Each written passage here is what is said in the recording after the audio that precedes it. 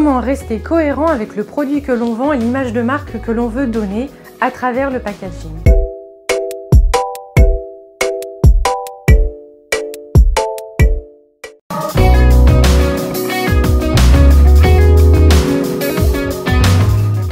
Le problème reste toujours le même, comment véhiculer son image, l'expérience client lorsqu'il est chez lui, voire même pour des retours, et fonction technique. Sortir d'une boutique avec juste son produit dans la main, c'est assez rare. Avec un emballage, un sac coton, un sac craft, de toute façon, vous véhiculez votre image et les clients ont encore une expérience.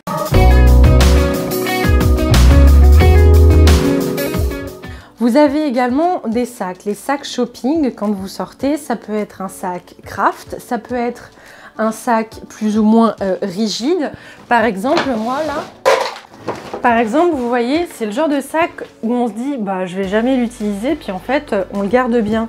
Là, vous avez un sac qui est plutôt de type rigide, avec des anses qui sont en tissu et en plus un petit lacet qui permet de fermer le sac.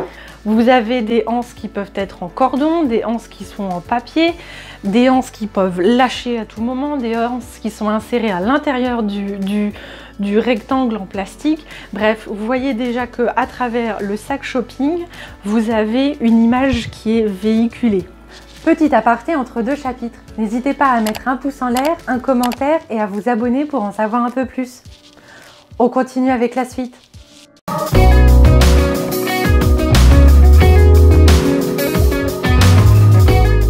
Peut-être que vous allez le recevoir dans la housse, en tout cas en boutique, vous le voyez, c'est sûr. Un cintre en velours pour éviter que la chemise en soie ne tombe. Un cintre à pince pour le pantalon avec des protections et éviter que ça abîme le pantalon. Un cintre tout fin pour un chemisier léger. Un cintre en bois mais avec des petites coches pour pouvoir tenir, agripper le vêtement. Vous pouvez avoir aussi un cintre avec des bras plus larges pour que les épaules de votre manteau ne soient pas déformées petit à petit.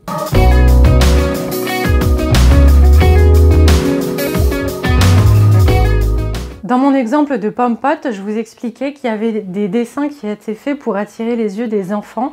Quand vous retournez le pomme-pote, vous avez des obligations, des textes que les entreprises sont obligées de mettre, les ingrédients, les millilitres, un petit peu plus d'explications sur la pomme-pote, etc.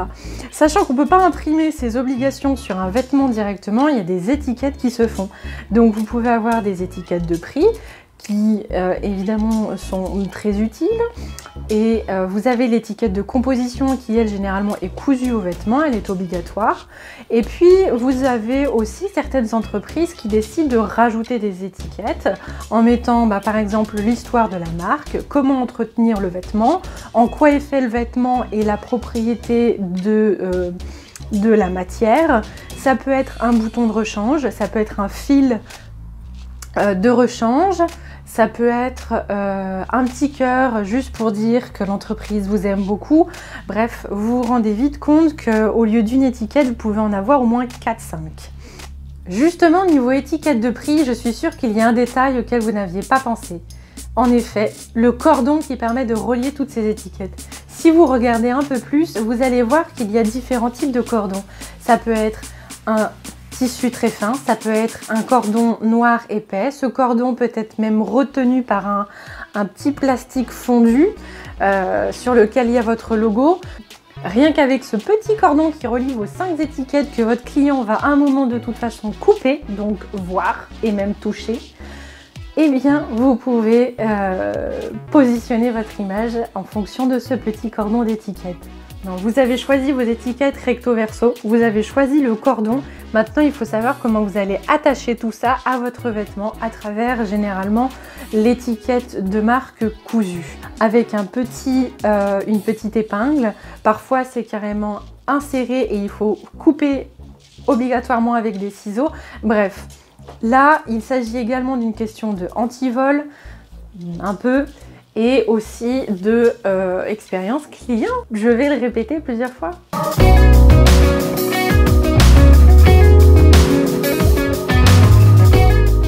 On peut également parler du ruban. Ruban soie, ruban raffia, ruban coton, des lacets, des scotch, un ruban de couleur, un ruban qui est plutôt lisse, un ruban qui est plutôt rugueux, un ruban large, un petit ruban, un ruban avec le logo ou pas, du scotch qui remplace le ruban, un scotch avec le logo ou pas. Vous voyez que déjà là dans ce ruban, il y a beaucoup de choix et beaucoup de façons de véhiculer votre image. Allons plus en détail avec ce petit ruban. Imaginons que le ruban soit en satin. Le satin parce que ça glisse. Alors c'est beaucoup plus agréable d'avoir une boîte dont le nœud se défait tout seul comme par magie, tel un cadeau de Noël. Ou alors, vous avez un ruban qui est en coton. Donc déjà là, il faut un petit peu plus toucher le nœud pour le grossir et ensuite tirer la boucle. Et après, vous avez carrément l'option du scotch. Là, il faut sortir les ciseaux pour ouvrir le paquet. Vous avez l'option craft où là, vous allez déchirer, mais pas avoir besoin des ciseaux. Vous voyez donc que déjà, comme ça, vous avez une expérience client. Le client, peut-être, ne va jamais s'en rendre compte, mais vous allez passer au moins 3 heures dessus. Alors, bon courage!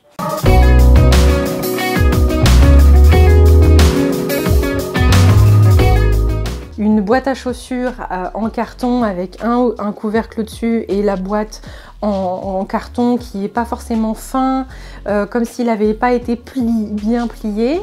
Vous connaissez certainement ces boîtes à chaussures. Vous avez les boîtes à chaussures à l'inverse. Par exemple, celles-ci viennent de chez Repetto. C'est une boîte à chaussures qui est aimantée, que j'ai gardée même si je n'ai plus les chaussures. Parce qu'elle résiste à travers le temps et cette boîte je l'ai achetée il y a plus de au moins 10 ans. Donc comme quoi elle persiste à travers le temps. On continue avec la suite.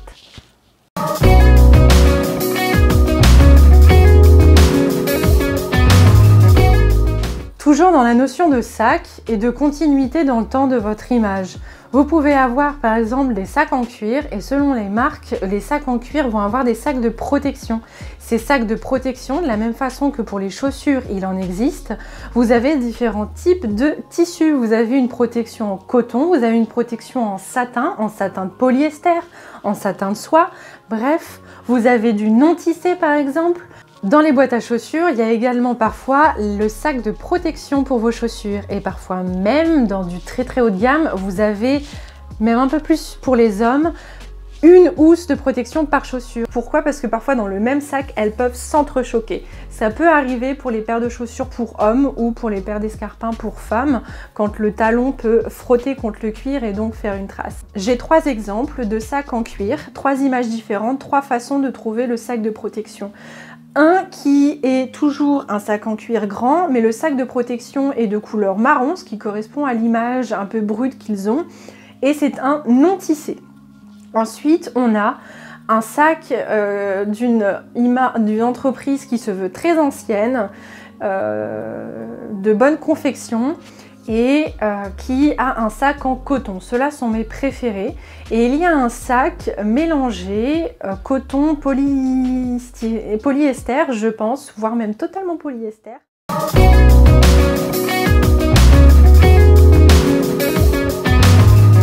Housse de chaussures, housse de sac, housse de vêtements, bien évidemment. Une robe de mariée va être livrée dans une housse, par exemple. Une housse qui sera faite de coton. Pourquoi le coton est si bien? C'est parce qu'il ne va pas il va laisser respirer le vêtement et il va résister à travers le temps. Si vous mettez une robe de mariée dans une housse qui ne respire pas et qui est dans un plastique, il va y avoir avec le temps, je dis bien au bout de 5 ans, au bout de 10 ans, ou voire même au bout de 3 ans, ça peut commencer selon la matière du vêtement qu'il y a à l'intérieur de la housse. Vous pouvez avoir une odeur qui va arriver, peut-être des dépôts ou des taches d'humidité par exemple. Pour des costumes d'hommes par exemple, vous avez des housses qui se déplient parce qu'elles facilitent le transport en voyage et pas besoin de trop repasser pour monsieur quand il est bien occupé.